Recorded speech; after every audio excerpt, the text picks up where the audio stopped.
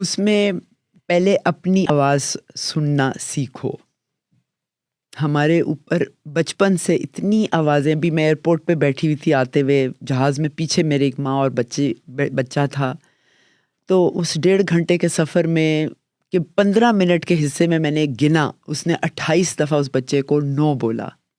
اور حالانکہ سیٹ پہ بیٹھا ہوا ہے، یہ بھی نہیں کہ بھاگ دوڑ کر کے کچھ توڑ رہا ہے یا کچھ نہیں.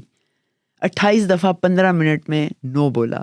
اب اگر ایک بچہ اپنی ریکارڈنگ، اس کا پیٹرن، اگر مدر بورڈ اس عمر میں ہمارے ایپس نہیں ڈاؤن لوڈ ہو رہے ہوتے، ہمارا آپریٹنگ سسٹم نہیں چل رہا ہوتا، ابھی مدر بورڈ سیٹ ہو رہا ہوتا ہے 3 سال کی عمر تک، اور اگر نو اس میں آ جائے تو وہ زندگی بھر کے لیے اسی ایک لائن پہ چلتا ہے. سائیکالوجی نے بتایا کہ 3 سال تک کا بچہ 50,000 دفعہ نو سنتا ہے اور صرف 5,000 دفعہ یس سنتا ہے. تو بڑا ہو کے کیا کرے گا وہ؟ تو اس کا، کیونکہ ہمارے جو پیٹرنز ہیں بیہیویئر کے، ووکل، وہ سبلیمنل گائیڈنس پہ چلتے ہیں. ہمیں شعور نہیں ہے کہ ہم کیا کہہ رہے ہیں اور کس وجہ سے کہہ رہے ہیں.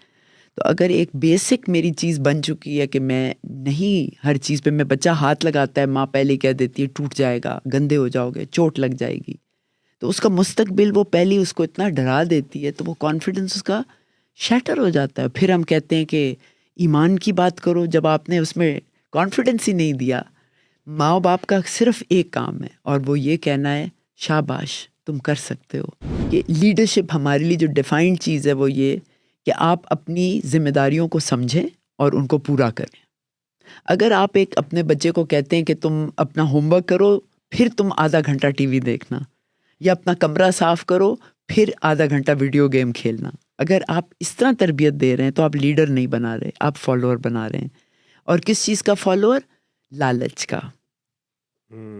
کہ اگر کام سے محبت ہو جائے تو پھر اس کا بعد میں انعام نہیں چاہیے، کیونکہ کام ہی انعام بن جاتا ہے. جیسے داغ نے اپنی شاعری میں کہا تھا کہ وہ سجدہ قبول نہیں ہوگا جو جنت کے لیے کیا جائے. واو، تو اگر آپ جنت کے لیے اپنا ماتھا لگا رہے ہیں تو پھر چھوڑ دیں، اس میں سے صداقت نکل جاتی ہے. یہی حال ہمارے یوتھ کا ہے. میں اپنے یوتھ کو، میرے پاس جب میرے ینگ لیڈرز کانفرنس کے آتے ہیں کہ آپ ہمیں فری میں لے دیں، پیسے کیسے کہاں سے ہم لائیں، میں کہتی ہوں یہ بالٹی ہے، یہ صرف ہے اور ایک کپڑا ہے، جاؤ باہر جا کے گاڑیاں دھو اور کما کے آؤ. نہیں یہ تو ہم نہیں کر سکتے. لڑکی ہوتی کہتی ہاں میں لڑکی ہو کے کیسے کروں. تو یہ جو زنجیریں بندی ہوئی ہیں، اچھا باہر جائیں گے نا ملک سے، وہاں برتن بھی دھو لیں گے، میک ڈونلڈ میں برتن بھی دھو لیں گے، وہاں جھاڑو بھی لگا لیں گے. یہ جو میں کہہ رہی ہوں نا، جن ملکوں کی انا بڑی ہوتی ہے وہ غریب ہوتے ہیں اور گندے ہوتے ہیں. جن ملکوں کی انا چھوٹی ہوتی ہے وہ صاف ہوتے ہیں اور امیر ہوتے ہیں.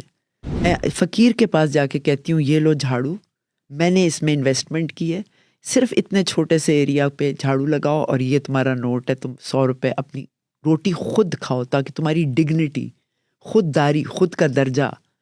کہتا ہے جواب سنیں، کہتا ہے میں مسلمان ہوں، بھنگی نہیں ہوں. یعنی بھیک مانگنا میرے قریب کفر کے قریب ہے، کیونکہ بھیک مانگنے کا مطلب ہے بے امیدی، اور بے امیدی جہاں ہو وہ کفر ہوتا ہے.